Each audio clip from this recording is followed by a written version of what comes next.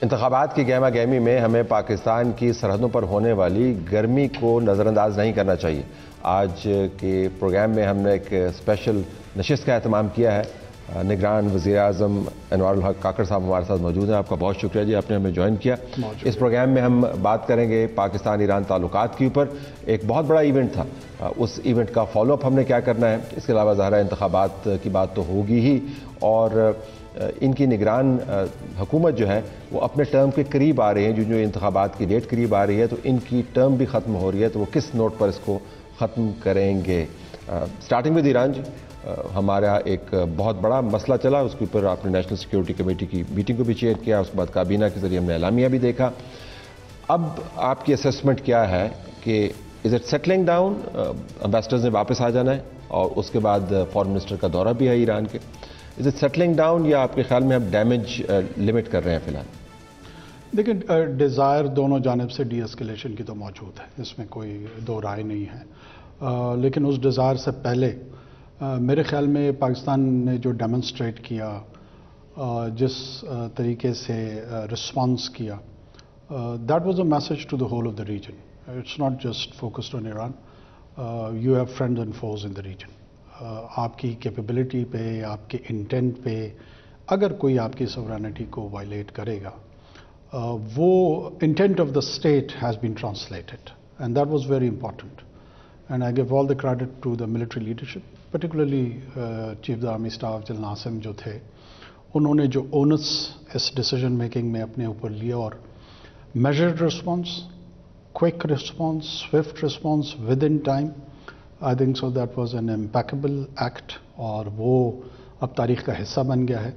And I feel by and large پوری nation کی support, despite our polarised political environment, support آئی اس decision کے پیچھے۔ کچھ سجیشنز ہم نے دیکھیں، کچھ سفارتکاروں کی طرف سے آئے، ریٹائرڈ سفارتکاروں کی طرف سے، ایک آدھ جماعت کی لیڈران کی طرف سے بھی بات چھڑی کہ کیا رسپانس نہ دینا، اس قسم کا جس قسم کا کائنیٹو ہم نے رسپانس دیا، وہ ہمارے لیے آپشن تھی؟ چونکہ آپ نے میٹنگز دیکھی ہیں، آپ نے بریفنگز لی ہیں، آپ کے پاس بیک گراؤنڈ نالج سارا ہے، was there ever an option کہ ہم نہ رسپونڈ کرتے، کسی اور طریقے سے بات کرتے؟ میرے خیال میں یہ قطعاً کوئی آپشن نہیں تھی، اس کو ڈیلیبریٹ کیا گیا، اور اگر آپ دیکھیں گے کہ ارلی 24 آورز جب ان کی طرف سے اٹیک ہوا، اس کے بعد بھی تمام چیزوں کو مانیٹر کیا گیا، کس طرح کے پولیٹیکل رسپانسز دوسری جانب سے بھی آ رہے تھے، پبلک سٹیٹمنٹس بھی آ رہی تھیں، اور ابو آل دیٹ میں سمجھتا ہوں کہ پاکستان کی ریاست کا جو بیہیویئر ہے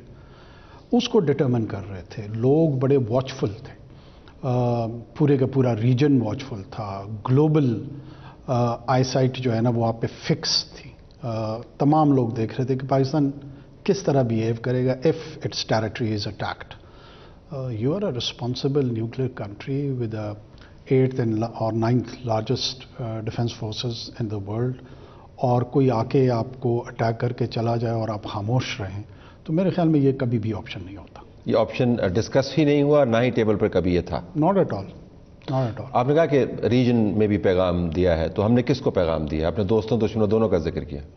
آف کورس انڈیا، اور میرے خیال میں یہ ذرا مشکل فیصلہ اس سے زیادہ اس لیے تھا کہ اگر انڈیا کی طرف سے ایسی وائلیشن آتی ہے تو we but always clarity of thought کہ ہم نے اس کو ریٹیلیٹ کرنا ہے، رسپونڈ کرنا ہے، اور ایکول کوائنز میں کرنا ہے۔ لیکن ایران کے ساتھ آپ جانتے ہیں، ایران کو ایک عراق کے ساتھ صورتحال رہی، کوئی 7-8 سال مور اور لیس عراق کے ساتھ ان کی جنگ تھی، لیکن اس کی پشت پہ پوری عرب دنیا، پوری مغربی دنیا بھی مور اور لیس کھڑی تھی۔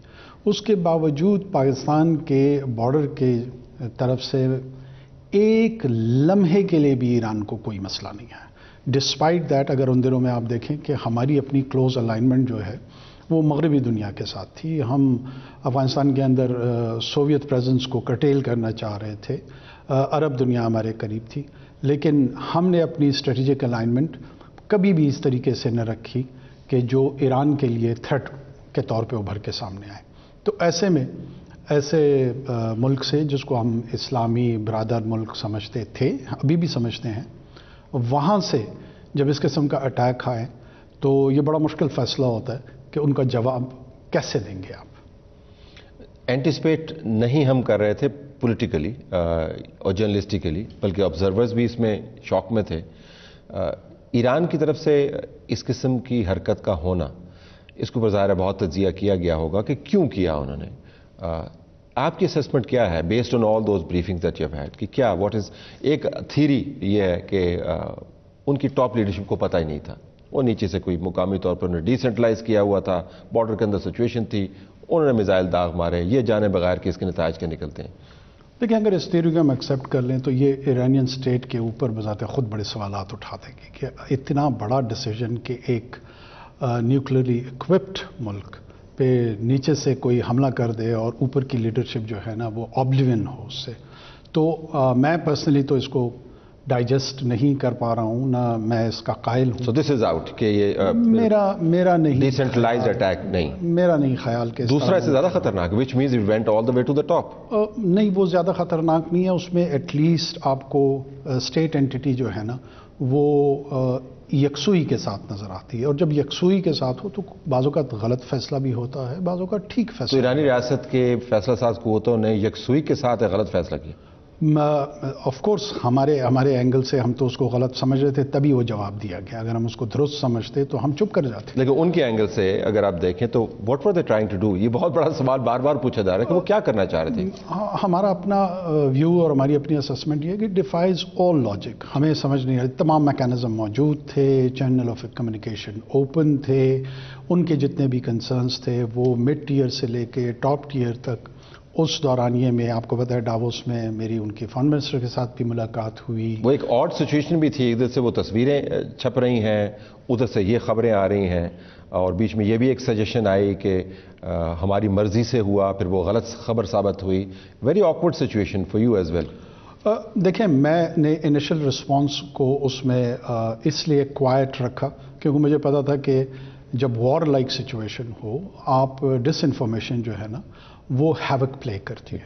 تو بہت سارے لوگ مجھے پش کر رہے تھے کہ میں پبلک سٹیٹمنٹ دوں، اور میں نے اس کو ڈیلیبریٹلی اوائڈ اسی لیے کیا تھا کہ جب ہمارا کیلیبریٹڈ رسپانس آئے گا تو وہ رسپانس بذات خود وہ ہمارے ارادے کا اظہار ہوگا، جو ہو گیا.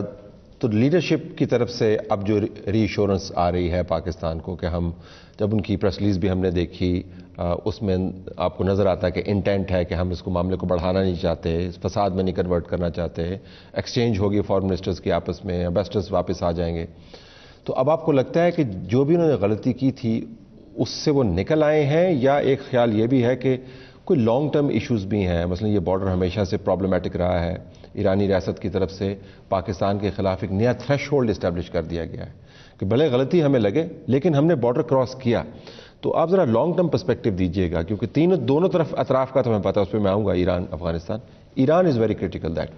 دیکھیں ایران کے ساتھ ایک تو ہمارا بارڈر سیٹلڈ ہے، ہمارا کوئی ایز سچ کوئی ڈسپیوٹ نہیں ہے.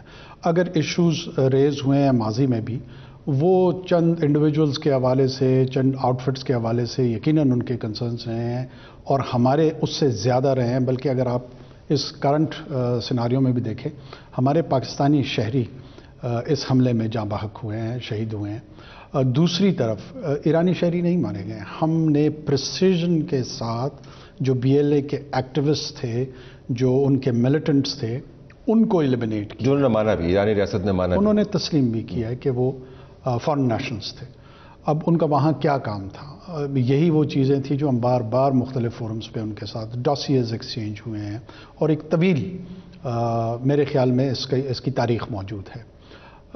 مجھے یہ لگتا ہے کہ اب ریئلائزیشن اس چیز کی آئے گی کہ جو کمیونیکیشن چینل انٹیلیجنس کی سطح پہ، ملٹری لیڈرشپ کی سطح پہ جو کھولے گئے تھے، ان کو اگر بروئے کار لایا جائے گا تو we will be having more stable border situation between the both countries. اس غلطی کے علاوہ ان کا کوئی بڑا ایجنڈا آپ کو نظر نہیں آتا؟ کوئی اسٹریٹجک گول نظر نہیں آتا؟ کوئی لانگ ٹرم ایشوز نظر نہیں آتے؟ ڈیسائیڈ کیا یکسوئی کے ساتھ برا فیصلہ تھا، برے فیصلے سے ہم نکل آئے، یہی سیکوینس ہے اس تمام بیانیے کا؟ جی بالکل، مجھے یہی نظر آ رہا ہے. لیکن رد عمل آپ نے بی ایل اے کا ذکر کیا، اگر آپ دہشت گردی کے واقعات کا پروفائل دیکھیں تو ظاہر ہے آپ کی نظر میں ہوگا، تو اس میں بی ایل ایف اور بی ایل اے کی طرف سے جو پاکستان کے اندر ٹارگٹس کیا گیا وہ ہنڈریڈز ان کی تعداد ہے، اور اگر اس میں ایرانین سوائل استعمال ہو رہی ہے تو وہ تھریٹ کا کمپوننٹ تو اپنی جگہ پر موجود ہے.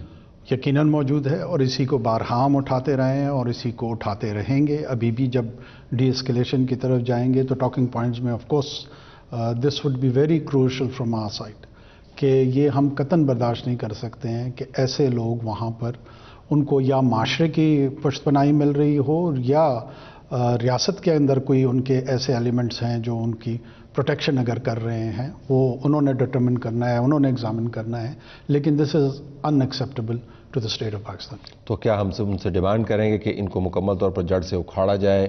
اگر نہیں کیا تو پھر other options are on the table, کیونکہ اب تو ہمارے پاس امپیریکل ایویڈنس آ گیا ہے, انہوں نے خود بھی مانا ہے, ہم نے اسٹرائک کی ہے اور وہ لوگ موجود ہیں, اعداد و شمار ہمیں بتاتے ہیں. تو اب نیکسٹ لیول کے اوپر ان سے انگیجمنٹ ہوگی بی ایل اے کے حوالے سے؟ نہیں, آف کورس ہوگی, اور میں سمجھتا ہوں کہ اس وقت شاید ایرانین سائڈ کی بڑی ڈیفینسو پوزیشن ہوگی اور ان کو یہ ایکسپلین کرنا پڑے گا کہ ان کی پریزنس کیوں تھی وہاں پر.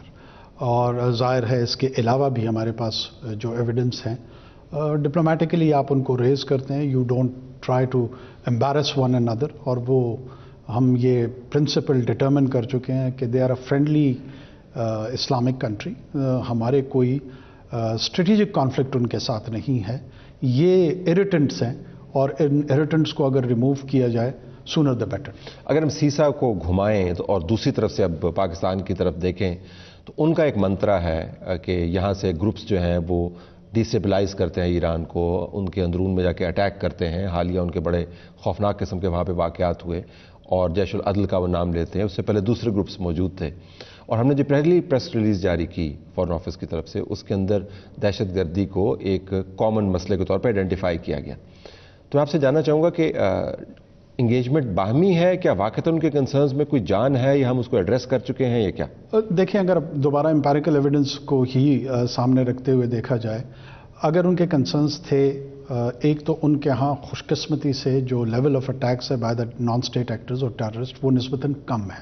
پاکستان کے حصے میں وہ اس کا میگنیچیوڈ بہت زیادہ ہے. ساتھ میں ہمارا جو کوآرڈینیشن اور کوآپریشن ہے وہ یہ ہے کہ مالک ریکی کو ہم نے ہینڈ اوور کیا ہے. بہت سارے ایسے لوگ ہیں جن کو ہم نے ایلیمنیٹ کیا ہے, بہت ساروں کو مالک کے علاوہ بھی ہینڈ اوور کیا ہے. دوسری جانب سے ابھی تک کوئی ایک ایسا ایویڈنس, کوئی ایسا ایک ایکٹ نہیں ملا جہاں پہ ان کی کوآپریشن ہمیں نظر آئے against these non state actors. Hindustan کا فارن منسٹر بھی وہاں پر موجود تھا, جے شنکر. ہماری جب اٹیک انہوں نے کیا, ہماری اسیسمنٹ کیا ہے؟ یہ محض ایک اتفاق تھا کیونکہ بادیوں نظر میں وہ کچھ اور ایجنڈا لے کے گئے ہوئے تھے. وہ جو ریڈ سی کے اندر ان کی ایکٹیویٹیز ہیں, عراق کے اندر ایکٹیویٹی ہے, سیریا کے اندر, کیونکہ اکٹھے میزائل داغ رہے تھے ادھر ادھر, اس سے متعلق ان کا وزٹ تھا, امریکہ کے بہاف پہ وہ جا رہے تھے. لیکن ان کی موجودگی کیا حیران کن تھی, محض اتفاق تھا یا کیا؟ میرے خیال میں وہ ریڈ سی کی جو ایمرجنگ سچویشن تھی اس سے لنکڈ تھی. اس کا پاکستان کے ساتھ جو یہ بارڈر اسکرمش ہوئی ہے اس کے ساتھ مجھے کوئی ڈائریکٹ ایویڈنس نہ ابھی تک ہمیں بتائی گئی ہے, نہ مجھے کوئی ایز سچ میری اسسمنٹ ہے کہ کوئی تعلق تھا.